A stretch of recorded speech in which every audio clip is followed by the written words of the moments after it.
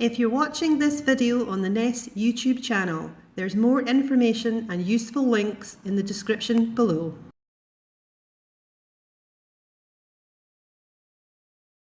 What are you going to learn today? Well, today we are absolutely delighted that we'll be showing you a new learning unit which only went live a week ago. It was getting very close to the wire if we were going to be able to show it to you today. So we're really excited about that. And we're going to put that in context of this learning unit and how it can help you develop your own change idea. And we're going to do a very brief exploration of the model of improvement because we don't have time to do all of that in a short session like today. And I'm just going to hand over to Beverly now, and she's going to just give us a very quick reminder of where the service improvement pillar sits within the healthcare support worker learning framework. Hi everyone. So many of you already know about the Healthcare Support Worker Learning Framework resource. It's been around for a few years now, and it's probably been discussed at a few of the other sessions this week. So the framework can help you develop across all 4 pillars of practice. It can help you support your learning styles, your choices, and unlock potential and interest in areas that you may have, not just your clinical skills area. It can help guide career development, and it can help guide conversations around PDPs and appraisals as well. With regards to the resource, there are paper copies or online versions that you can get, and the online version can be found in Support Worker Central. There's also a manager's guide as well that can be accessed in Support Worker Central. So most of you maybe have seen the 4 pillars of practice. You'll also see that they change across the roles as you develop. So not just across each role, but as you develop, move through your bandings or move through roles educationally, each of these will start to alter. A lot of the time healthcare support workers focus on developing clinical skills, but actually by developing across all 4 pillars of practice and the other 3 that we forget quite a lot can actually help move your career development. An example of this may be that you're trained in a particular clinical skill, and instead of going on to undertake another clinical skill, you could actually look at potentially cascading or championing that skill across your team.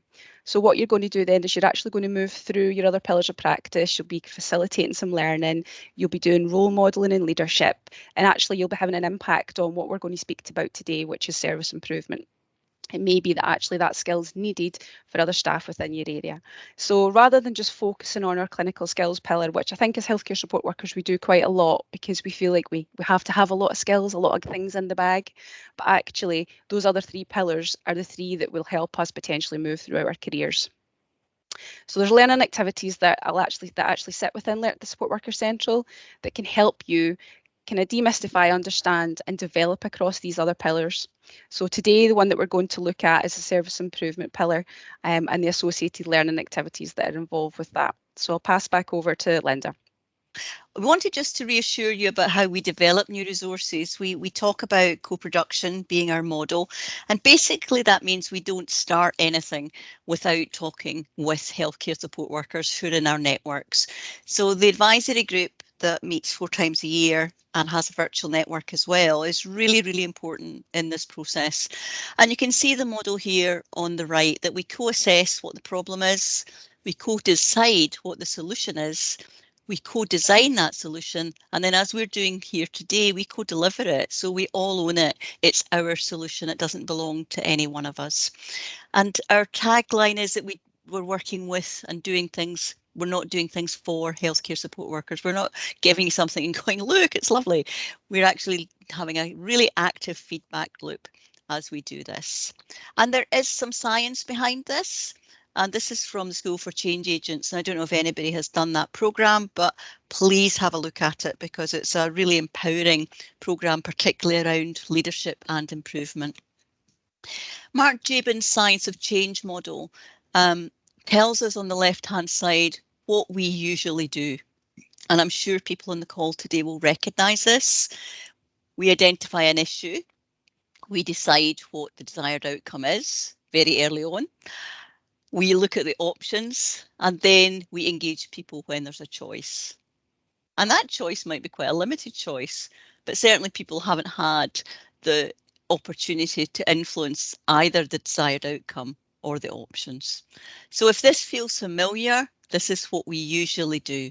And I would say in the NHS, it's what we do kind of 80% of the time. What we're trying to do in our programme is not do that. We don't always get it right, but what we try to do is to engage people when we know there's an issue. So for us, the issue that came to us was the 4 pillars are great, but we need something behind them. We need some learning behind them that will help me build my skills and my knowledge in that pillar.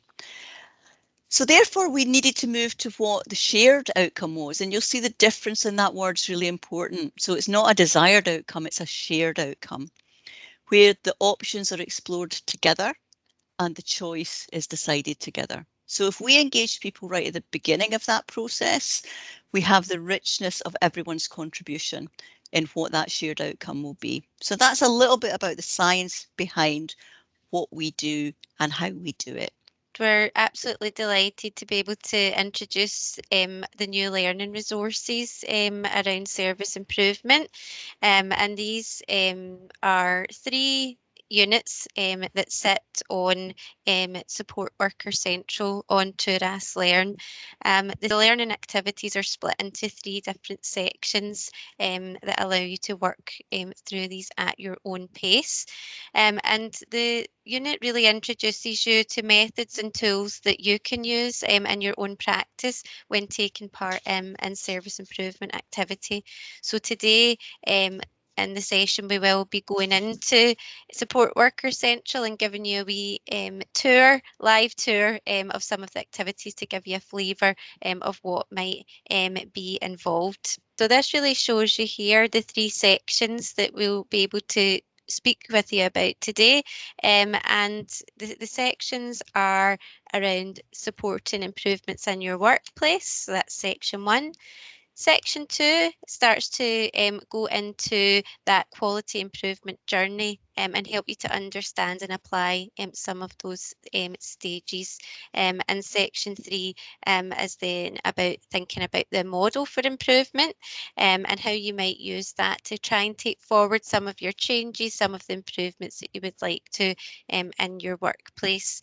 So that's the 3 areas that we're going to be showing you today. This is just us going into Support Worker Central and just giving you a wee bit of a tour around some of the resources, just so you know where they are, how you can access them, and give you a flavour of what is in them as well to spark your interest.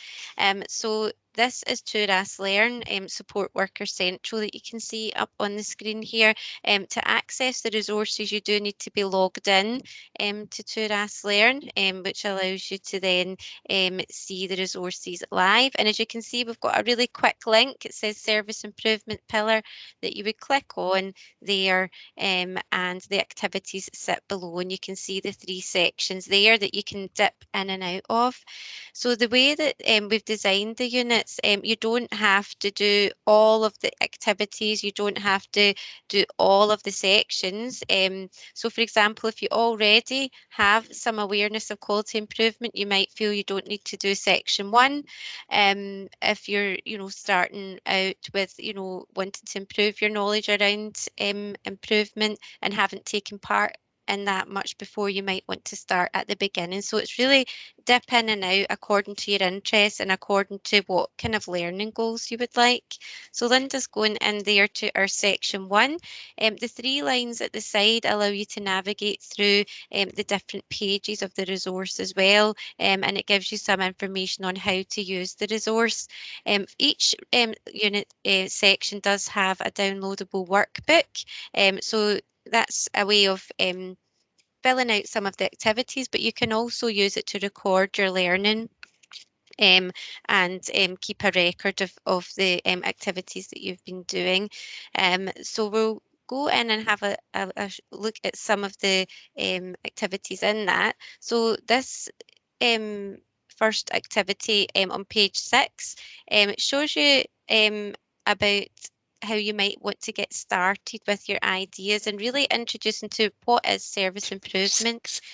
So this is really thinking about the vital contribution that healthcare support workers can make. It helps you to start off with improving, thinking about the skills that you might need, who might you get involved in your ideas for change, and it starts to help you to think about the stages you go through, or are there any barriers that you think you might come across, and how can we overcome those? So it's really just that initial stages of getting started with change. And this particular activity is a reflective activity, and there are some questions that you can note down in your workbook, and you can start to reflect on, and that starts to build your ideas around in your workplace. Are there things that could be done more effectively? Do you have ideas around a different way of doing things, or anything you think that you would change as well? And we'll go on to get some of your views on that later on in the session. So that's section 1 there for you. And we'll go in now just to give you a quick look at section 2. This section of the learning resource, we're building on the learning from section 1, and we're starting to explore the quality improvement journey, and helping you to see where you can get involved in improvement work throughout the stages of that journey. So we're introducing you now to quality improvement, but there are lots of other resources and learning that we're signposting you through throughout that way. And there are lots of stages, like any journey. There's lots of different stages, so to help us to understand the different stages we might go through in that journey, this unit tries to break some of that down and explore the different stages of that.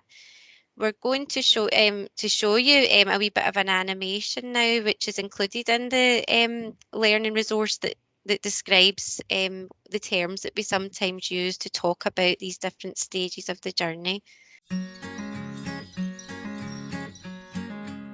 Making quality improvements to your system is a journey, and like any journey, it's handy to have a map, so you know where to start and where you need to pass through on the way to reaching your destination. This is where the quality improvement journey comes in. It shows you the 6 key steps you need to take, from creating the right conditions to make your project work, to spreading what you've done to give as many people as possible the benefit. Along the way, you'll need to make sure you understand your system as it is now. Develop your aims and change theory so you and your team stay focused. Identify what changes you want to make and road test them to make sure they'll work. And think about how you're going to implement your changes to make the transition as smooth as possible. You'll see there's a lovely big colourful line linking the stages. That's because these are all the things you need to consider in the right order. But that's not to say that you might not have to double back and revisit some of the stages again as you progress, which is what this line means. There are also 3 overarching themes that you need to think about throughout the quality improvement journey. Leadership and teams, how you lead your team and develop great working relationships. Project management and communication, how you make sure everyone understands the vision and works together effectively to achieve it. And measurement, how you can gather data over time to check whether your changes are working. You'll need to consider these at every step of your journey to make sure your improvement project is as effective as possible, which is why they surround the entire process. And that's it, the quality improvement journey. You'll find loads more information about both the themes and the 6 stages on the QI zone, along with all the tools and downloadable resources you'll need to help you along the way. So make the quality improvement journey your guide as you set out on your improvement project. Good luck and enjoy the journey.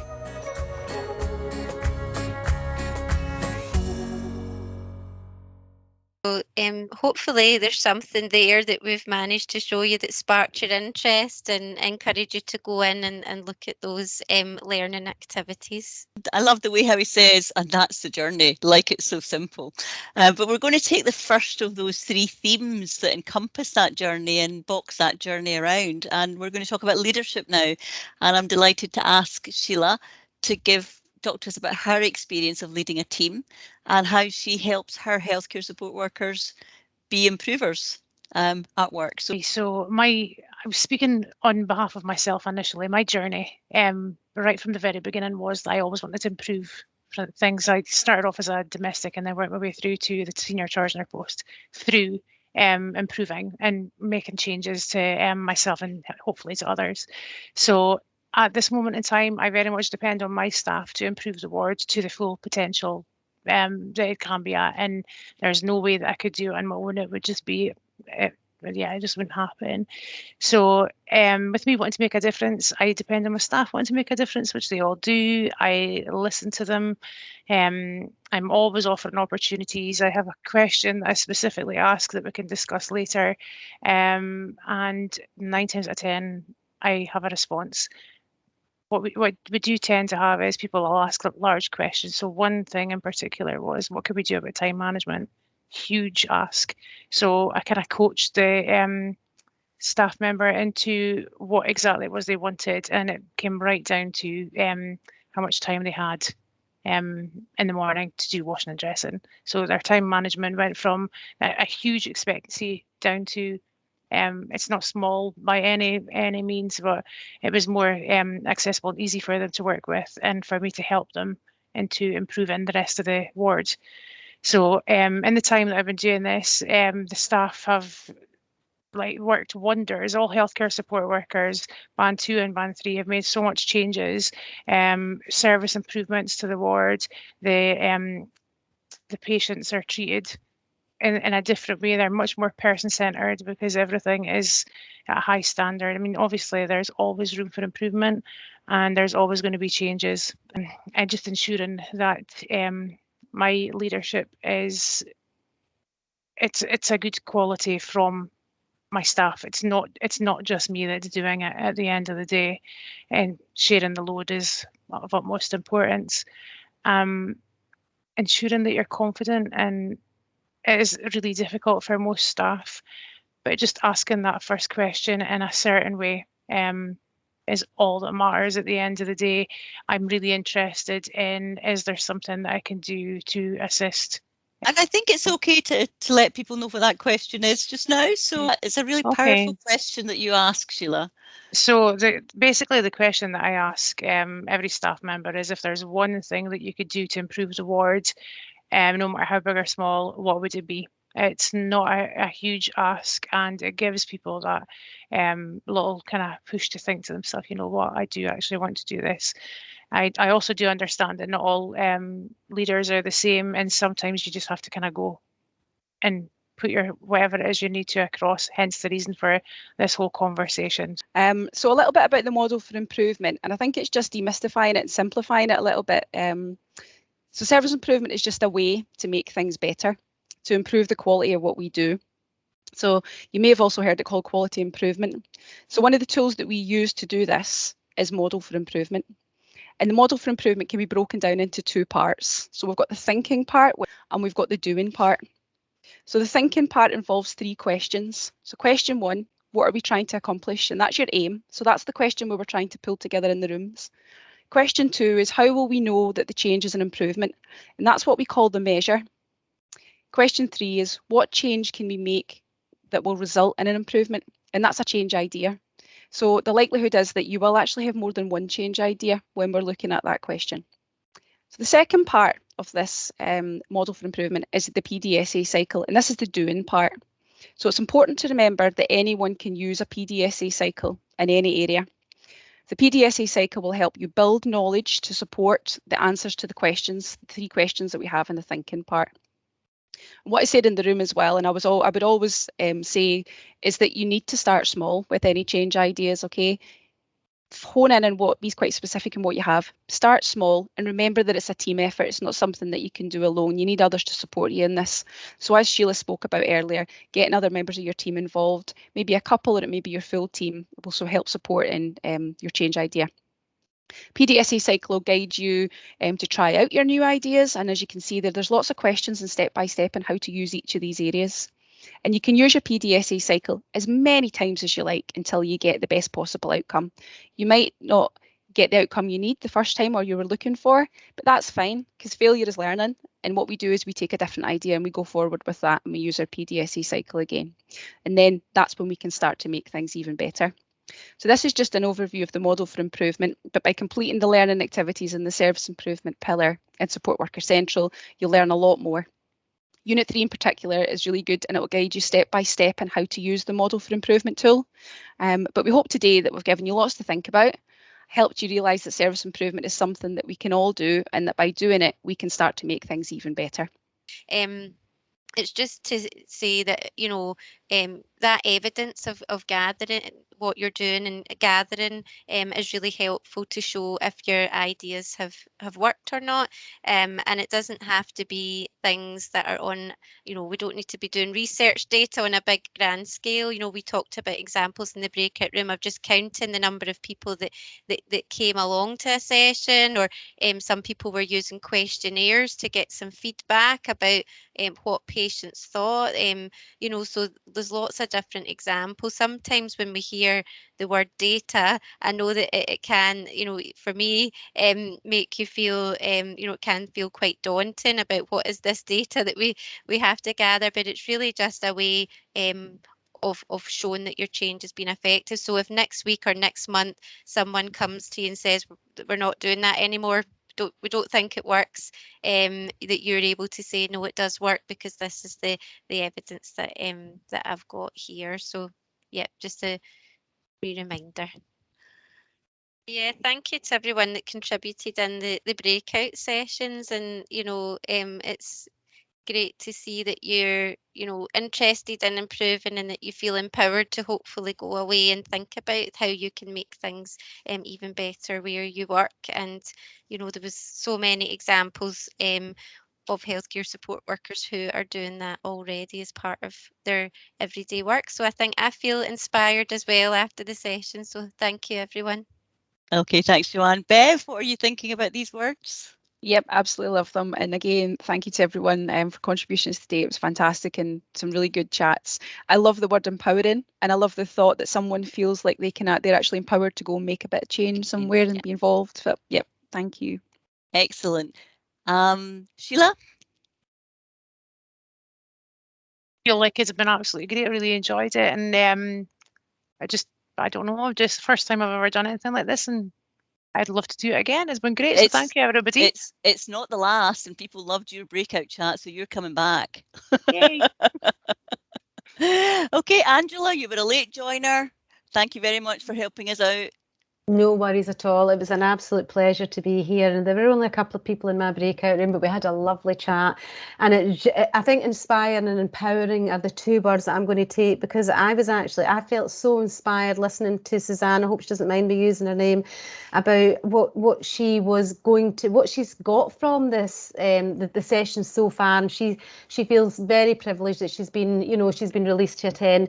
But what I want to say is that, you know, that was inspiring, and I just feel I'm so proud of the people that work, you know, in the health and social care services and the services that they deliver. But just remember, folks, the people working in the services are the people who are best placed to know what needs to be improved. Yeah. And just, you know, take that, make sure your voice is continually heard, and keep talking about what needs to improve and how you can be part of that. But thank you so much for the short time that I've spent with you. It's been absolutely brilliant.